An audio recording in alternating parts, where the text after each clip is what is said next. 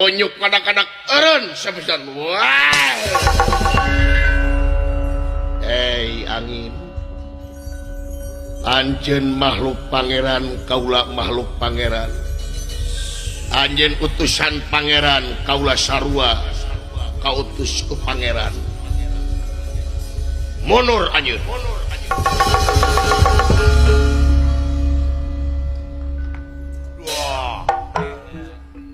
Ulah ilmu naon Gusti ngagung ajaing edan eta dawala ilmu eta angin ditunjuk eureun jiga angkot wae sia teh eta angin sakitu gedena deui belosur angin ditunjuk hei angin anjeun utusan pangeran aing utusan nu boga hajat mundur edan dawala anjir eta mah biqodratillah we biqodratillah biirodatillah bifadlillah wa birahmatillah biidnillah da kuring mah teu bisa nanaon sabenerna luar biasa euy tipati ka mana ya nya si dawala ngadon ngamuk di sawarga maniloka kasaktianana luar biasa pasti ieu dititah ku bapana ieu nanaonan Kakang Semar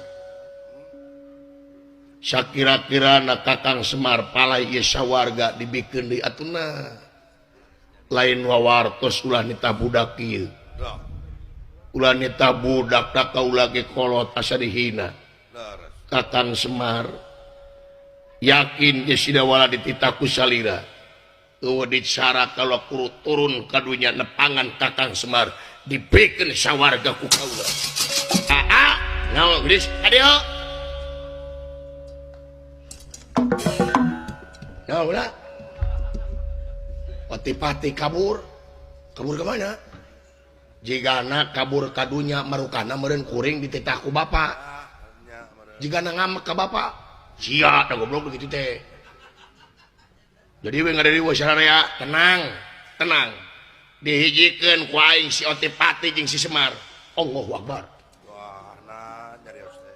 Nya jelema mah ungu saeutik ieu we. Ningkat saeutik ieu we sia mah. Tampokeun ku maneh cepot. Dawala nanon tuturkeun aing. Enit kadunya jeung aing. Hayo sia. Onyuk kadak-kadak eureun sapisan. Wah.